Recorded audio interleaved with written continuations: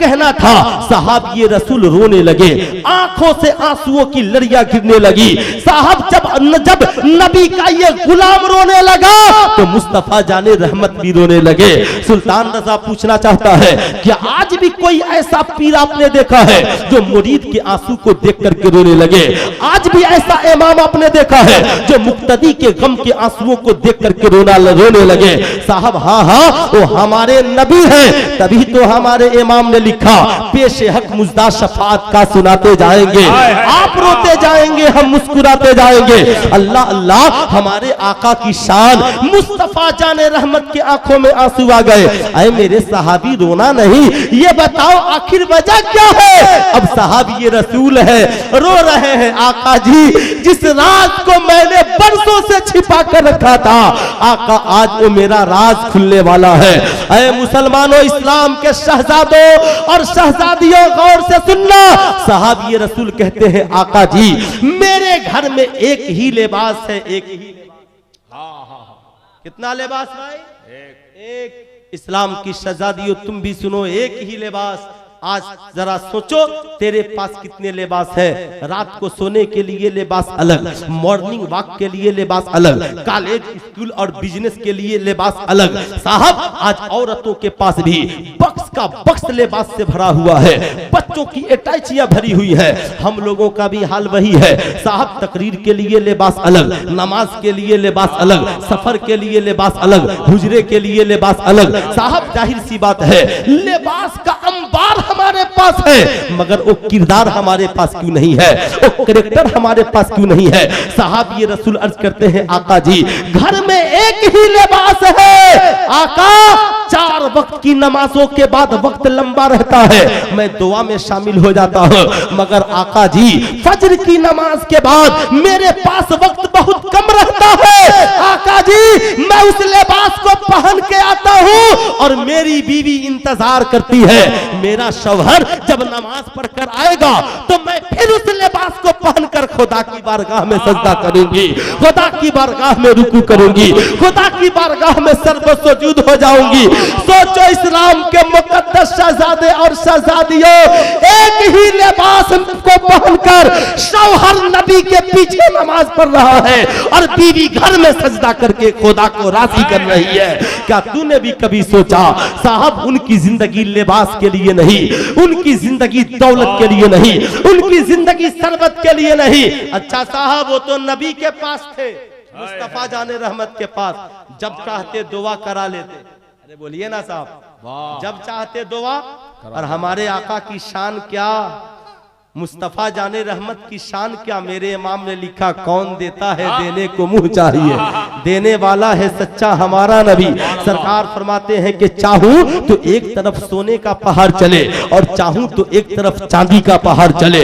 अब जरा सोच, आका फरमाते हैं दोनों जहां के खजाने की चाबियां और कुंजियां मेरे कब्जा व अख्तियार में है। तभी तो कुरान ने कहा, हुजूर जो दे उसे ले लो और हुजूर जिससे रोके उससे रुक जाओ।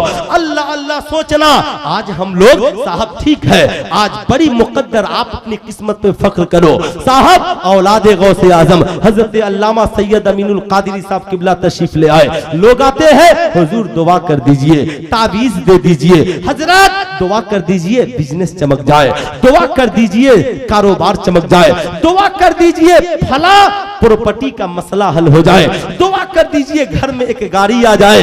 अरे वो तो साहबी हर रोज आका के पीछे नमाज पढ़ते थे, लेकिन एक बार भी नहीं कहा आका जी दुआ कर दीजिए घर में बड़ी गरीबी है। वो जानते थे कि मेरे आका को अमीरी नहीं बल्कि गरीबी पसंद है, इसलिए वो भी अपनी जिंदगी उसी गरीबी में गुजारते थे जो मुस्तफा जाने रहमत को। नारे तकबीर, हाथ को उठाकर फिर से लगाइए आवाज, नारे तकबीर, नारे रिसालत, सरकारे दो आलम कॉन्फ्रेंस, फैजाने हुजूर मुजाहिदे मिल्लत। अब जरा गौर से सुनना, आज साहब मामलात अजीबो गरीब है। आज क्या नहीं है ए इस्लाम की मुकद्दस बेटियों, अल्लाह ने तुझे किस चीज से नहीं नवाजा है। तेरा बाप बेहतरीन खाना खिलाता है, तुझे बेहतरीन बंगले में रखता है, वीआईपी कपड़े देता है, लेकिन सुन आज तेरी पेशानियों में सजदों की तरफ नहीं है। आज तू मुसल्ला बिछाकर खुदा की बारगाह में दुआएं नहीं करती है। आज तू बैठकर अपने शौहर की सलामती की दुआएं नहीं मांगती है। जरा सोच, जिंदगी में तूने कभी दुआएं की? तूने कभी शौहर की सलामती के लिए दुआएं मांगी? तूने कभी माँ बाप की सलामती के लिए दुआएं मांगी? आज साहब बेटियों की शादी के बाद अगर बेटी की जिंदगी में थोड़ी सी कमी आ जाए तो साहब आज का बाप नाराज हो जाता है, दामाद को गालियां देता है, बेटी के ससुराल वालों पे मुकदमा दर्ज करता है, साहब बेटी भी लान तान करती है। लेकिन आओ मैं बताना चाहूंगा, क्या तुम नहीं जानते मुस्तफा जाने रहमत से ज्यादा अमीर कायनात में कोई नहीं है। हजरत सैयदा खदीजतुल कुबरा से अमीर औरत कोई कायनात में नहीं है। और साहब हमारे और आप क्या पूछना, नबी की मुकद्दस शहजादी के बारे में क्या कहना। कल तक नहीं जानते थे तो आज सुनो, नहीं जानते थे तो जानना और सुनना बहुत जरूरी है। भारत की सबसे पढ़ी लिखी महिला जिसे इंदिरा गांधी कहते हैं, इंदिरा गांधी लंदन की सबसे बड़ी यूनिवर्सिटी में पढ़ती थी। उन्होंने वहां से चाचा नेहरू को खत लिखा, चाचा जी दुनिया की सबसे कामयाब औरत का नाम बताइए जिसके किरदार और कैरेक्टर को कोई महिला पढ़े तो उसकी जिंदगी कामयाब हो जाए, कोई औरत पढ़े तो उसकी जिंदगी कामयाब हो जाए। डॉक्टर पंडित जवाहरलाल नेहरू यहां से एक बेटी इंदिरा को जवाब लिखते हैं, है मेरी बेटी इंदिरा, मैंने दुनिया में बड़ी बड़ी रानियों और पटरानियों की जिंदगी का अध्ययन एवं मुताला किया, हमने बड़ी बड़ी औरतों की जिंदगी का मुताला किया, मगर ये मेरी बेटी दुनिया की सबसे कामयाब औरत बस एक औरत है। कहा वो औरत कौन है?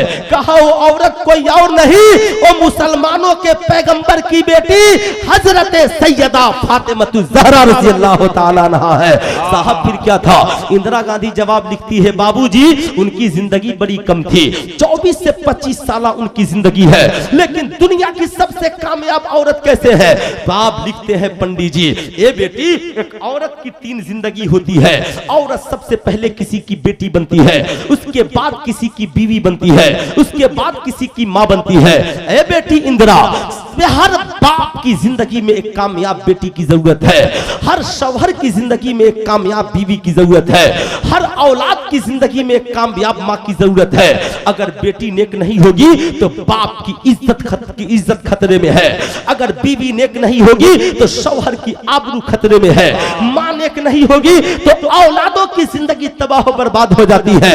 ए मेरी बेटी इंदिरा, मैंने बेटियां बहुत देखी मगर मोहम्मदुर रसूलुल्लाह सल्लल्लाहु अलैहि वसल्लम की बेटी से अच्छी किसी की बेटी नहीं देखी।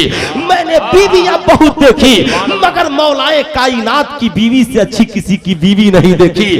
और मैंने माए बहुत देखी मगर हजरत हुसैन की मां से अच्छी किसी की मां नहीं देखी, किसी की मां नहीं देखी। जरा सोचना, तभी तो मेरे इमाम ने लिखा, सैयदा फातिमा तैयबा ताहिरा जाने अहमद की राहत पे लाखों सलाम, जाने अहमद की राहत पे लाखों सलाम। सुनो सुनो, यही नबी की मुकद्दस बेटी है, यही नबी की मुकद्दस शहजादी है। ऐ इस्लाम की मुकद्दस बेटियों, तुम अपनी बेटियों को न जाने किसकी किसके किरदार और कैरेक्टर को दिखलाती हो।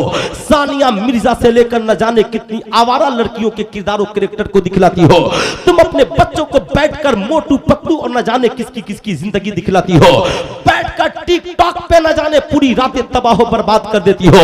इस्लाम की मुकद्दस बेटियों, ना ना ना, याद रखना, जिंदगी की आबादी चाहती हो तो सैयदा फातिमा ज़हरा के नक्शे कदम पे चलना होगा। क्या तुम भूल गई? आज मैं तुमसे पूछना चाहता हूँ, बताओ क्या आज तेरी भी बेटी देखकर तुझे कहती है कि मेरी माँ बचपन से लेकर आज तक जब भी तुझे देखती हूँ तू कुरान पढ़ती रहती है? क्या तेरा भी बेटा कभी तुझे देखकर कहता है कि मेरी माँ बचपन से लेकर आज तक जब तुझे देखता हूँ तू कुरान पढ़ती रहती है? आज तेरी औलाद तुझसे नहीं कहती, आज तेरी बेटी तुझसे नहीं कहती, आज तेरा पोता और तेरा नवासा तुझसे नहीं कहता, मगर इमाम हुसैन है, सैयदा से कहते हैं, अम्मी जान बचपन से लेकर अब तक जब भी आपको देखता हूँ आप कुरान की तिलावत करती हुई नजर आती है, आप खुदा की बारगाह में सजदा करती हुई नजर आती है। इस्लाम की मुकद्दस शहजादियों, तुझे अपने घर को संवारना होगा। तू टीवी देखने वाली बनेगी तो तेरी बेटी भी तेरे साथ सीरियल देखेगी।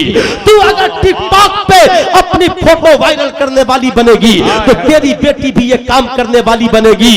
और तू जिस दिन नमाज पढ़ने वाली बनेगी, कसम खुदा की तेरी बेटी भी नमाज पढ़ने वाली बनेगी। साहब अब जरा नारे तकबीर, नारे रिसालत, उलमाए अहले सुन्नत।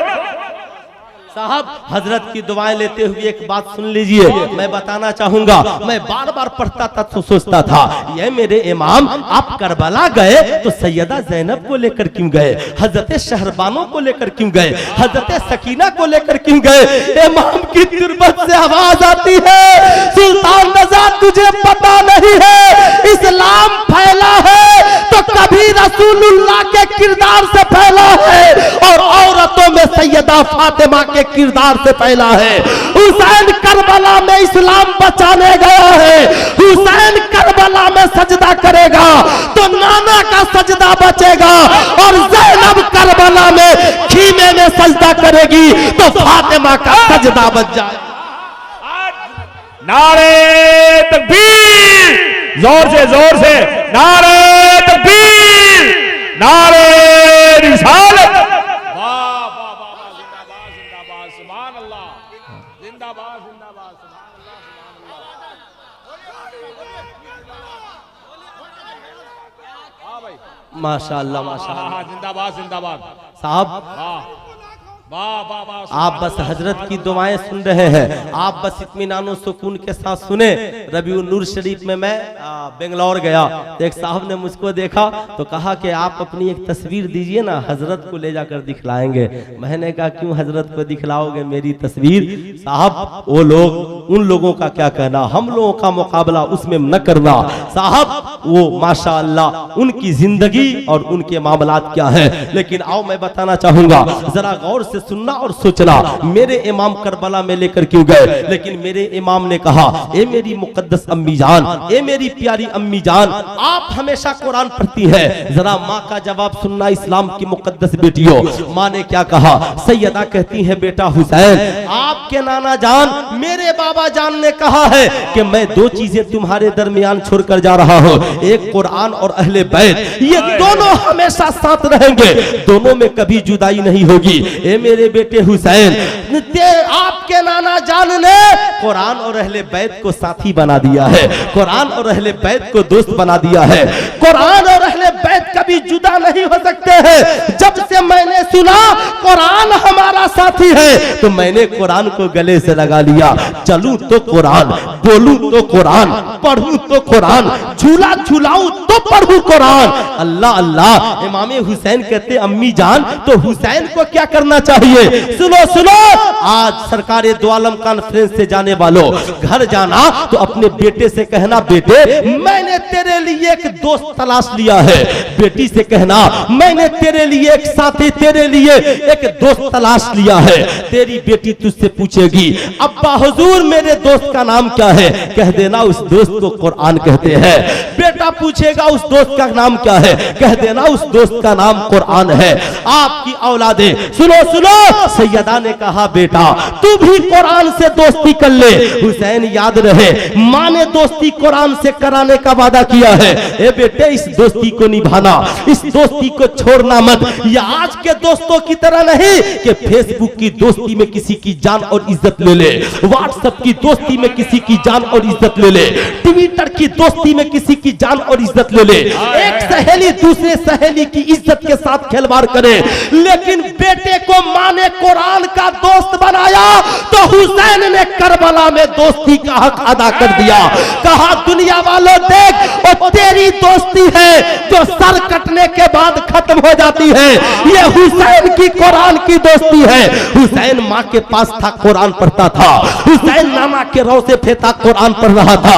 हुसैन करबला में आया, कुरान पढ़ रहा था। हुसैन पे पानी बंद हुआ, कुरान पढ़ रहा था। हुसैन पे खाना बंद हुआ, कुरान पढ़ रहा था। हुसैन की गोद में असगर ने शहादत का जाम पिया, कुरान पढ़ रहा था। दुनिया वालों, जब तक सर तन से लगा रहा तो भी हुसैन कुरान पढ़ता रहा, और सर तन से जुदा हुआ तो नेज़े पे चढ़कर हुसैन कुरान पढ़ने लगा और कहा, देख आज मैंने माँ के किए हुए दोस्ती का हक अदा कर दिया है, माँ के कराए हुए दोस्ती का हक अदा कर दिया है। देख, न कल कुरान से हुसैन जुदा था, न आज कुरान से हुसैन। नारे तकबीर, नारे रिसालत, सरकारे दो आलम कॉन्फ्रेंस, तंजीम इमाम अहमदुल्लाह शहरे हैदराबाद। साहब, मैं आपको बताना चाहूंगा, याद रखना, इन इस्लाम के मुकद्दस शहजादे और शहजादियों, कभी भी अपनी औलादों को तालीम देना, ए मेरे बेटे जालिमों का साथ मत देना, मजलूमों का साथ देना। ए मेरे बेटे, सारी दुनिया जुल्म पे उतारू हो जाए मगर मजलूमों के साथ रहना, हक के साथ रहना। सैयदा तैयबा ताहिरा, राकिया साजिदा, आबिदा जाहिदा, सैयदा फातिमा ज़हरा ने बेटे हुसैन को कहा, ए बेटे, नाना के दिन की हिफाजत करना, नाना के दिन की आबरू रखना। ए बेटे, ये दिन बड़ी मुश्किल से फैला है, तुझे पता नहीं है।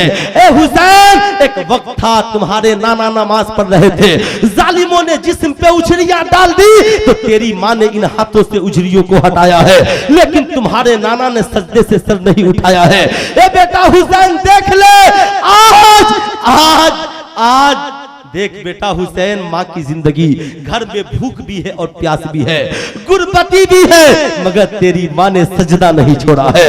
अब जब बात सैयदा के सजदे की आ ही गई है तो जरा इसे सुनना, मैं आखिर में बयान कर दूंगा, लेकिन जरा गौर से सुनो और प्यार से सुनो। माँ ने बेटे को सिखलाया, बेटा जालिमों का साथ मत देना, मसलूमों और हक का साथ देना। आज साहब, लोग दौलतमंद और जालिमों का साथ देते हैं, कोई गरीब हक पर हो तो उसकी मुआफिकत में नहीं बोलते। आज भी बहुत सारे ऐसे लोग हैं जो हक बोलने से कतराते हैं। मदीने में दो किस्म के लोग थे, एक वह लोग थे जो इमाम हुसैन को रोकने के लिए आए थे, कहा हुसैन आप करबला न जाएं वरना आपका खानदान कत्ल हो जाएगा, आपकी औलादें कत्ल हो जाएंगी। एक तो वह लोग थे, कहा आका जहां आप जाएंगे हम गुलाम भी वहीं चलेंगे। लेकिन याद रखना, इस्लाम के मुकद्दस शहजादे और शहजादियों, इमाम हुसैन के साथ जाने वालों की तादाद कम थी, लेकिन जो लोग मना करने आए वो बोले इमाम हुसैन करबला जाएंगे पानी बंद हो जाएगा, खाना बंद हो जाएगा, यजीदी बड़े जालिम व जाबिर है, यजीदी जुल्म सितम करेंगे, आपको कत्ल कर देंगे, शहीद कर देंगे। इमाम हुसैन ने कहा ठीक है रोकने वालों, मदीने में रहूंगा तो जिंदा रहूंगा, मदीने में रहूंगा तो नाना के मिंबर पे खड़े होकर खुतबा पढ़ूंगा, मदीने में रहूंगा तो नाना के रोज़े पे सलाम पढ़ूंगा। लेकिन बता, जब यजीद नाना के दीन को ही खत्म कर देगा तो हुसैन मदीने में जिंदा रहकर क्या करेगा? जब यजीद नाना के किरदार को खत्म कर देगा, हुसैन ने मदीना छोड़ दिया, हुसैन ने माँ का रोजा छोड़ दिया। आज खानकाह के लोगों को पैगाम लेना चाहिए कि अब वक्त खानकाहों में बैठकर साहब सिर्फ दुआएं करने का नहीं, बल्कि करबला वाले इमाम हुसैन के नक्शे कदम पे चलकर तकदीर बदल इस्लाम की बका के लिए काम करने का वक्त है। अपनी तकदीर और अपने मुकद्दर के लिए करबला वालों की सुन्नत की अदायगी का वक्त है। आज साहब हम क्यों नहीं सोचते? हम सोचते हैं हम बचे रहेंगे और हमारी जिंदगी और हमारी नस्लें बची रहेंगी। आज साहब ज़बानें खामोश है, आज जो हक बोल रहा है उसे निशाना बनाया जा रहा है, आज जो हक बोल रहा है उसे डराया जा रहा है। लेकिन मैं आपको बताना चाहूंगा, ठीक है हम जानते हैं हक बोलने वालों के साथ क्या होगा, लेकिन याद रखना मेरे दोस्त, गौर से याद रखना, 22 22,000 यजीदी यजीद की दौलत के नशे में बिक गए। सोचा था यजीद की दौलत के सहारे जिंदगी कट जाएगी, मेरी औलादें यजीद की दौलत पे ऐशो इज्जत करेंगी, मेरी औलादें यजीद की दौलत पे ऐशो इज्जत करेंगी। इस्लाम की मुकद्दस शहजादियों, तुम भी गौर से सुनो और अपने बेटों को हराम की दौलत से बचाना, अपने शौहरों को जालिमों का साथ देने से रोकना और कहना कि दौलत हमेशा के लिए नहीं है, शरत हमेशा के लिए नहीं है। साहब 22,000 करबला में जालिम यजीद के साथी बनकर इमाम हुसैन के मुकाबले में आ गए। आज कोई हमारे मुकाबले में आए तो ये कौन बड़ी बात है? आज कोई इन उलमा के मुकाबले में आए तो ये कौन बड़ी बात है? आज लोग हमें कहते हैं मौलाना साहब आप लोगों की तादाद कम है। मैंने कहा बेवकूफ, करबला पढ़ने के बाद भी कहता हमारी तादाद कम है, करबला पढ़ने के बाद भी कहता हमारी तादाद कम है। अब सुनो, 22,000 यजीदियों ने सोचा था ईंट से ईंट बजा देंगे, लेकिन क्या हुआ, 71 हुसैनियों ने जामे शहादत नोश कर लिया। फिर उसके बाद क्या हुआ, इमाम हुसैन ने जामे शहादत नोश कर लिया और करबला से हक का एक ही मुसाफिर इमाम ज़ैनुल आबिदीन तन्हा करबला से बचकर आए। 22,000 यजीदी आए थे, मगर 15 से 17,000 यजीदी करबला से बचकर गए। लेकिन सुल्तान रजा कहना चाहेगा, जुल्म के साथ देने वाले 17,000 करबला से आए, हक का साथ देने वाला तन्हा ज़ैनुल आबिदीन करबला से बचकर आए। लेकिन ईमानदारी से बताओ, अमेरिका चले जाओ, चाइना चले जाओ, रशिया चले जाओ, इंडोनेशिया चले जाओ, पूरी दुनिया के कोने कोने में तलाशो, न यजीद बचा, न यजीद की दौलत पे बिकने वाले यजीदियों की औलादें बची। मगर आज पूरी दुनिया में देख, करबला में चलेगा, करबला में तो तुझे इमाम ज़ैनुल आबिदीन मिलेंगे, बगदाद में चलेगा सरकार गौसे आजम मिलेंगे, अजमेर में चलेगा गरीब नवाज मिलेंगे, दिल्ली में चलेगा ख्वाजा कुतुबुद्दीन मिलेंगे, साहब देवा में चलेगा वारी से पाक मिलेंगे, साहब बस कछौचा में चलेगा मखदूम अशरफ मिलेंगे, चल पंडुआ में चलेगा अलाउल हक पंडवी मिलेंगे, बिहार में चलेगा मखदूम बिहारी मिलेंगे, मरहरा में चलेगा आहा तो आले रसूल मिलेंगे। आज के जलसे में भी देख ले तो सैयद अल्लामा अमीनुल कादरी मिलेंगे। साहब मैं आपको बताना चाहूंगा, साहब ये कौन लोग हैं? साहब एक तरफ नबी की औलादें मिलेंगी तो एक तरफ नबी के आशिकों में बरेली में इमाम अहमद रजा खान मिलेंगे। साहब मुबारकपुर में हाफिज मिल्लत मिलेंगे तो उनके आशिक उड़ीसा में मुजाहिद मिल्लत मिलेंगे। साहब सुल्तान रजा कहना चाहेगा, न यजीदी बचे न यजीदियों के आशिक बचे, लेकिन एक तरफ हुसैन भी जिंदा है, हुसैन की नस्लें भी जिंदा है, हुसैन के आशिक भी जिंदा।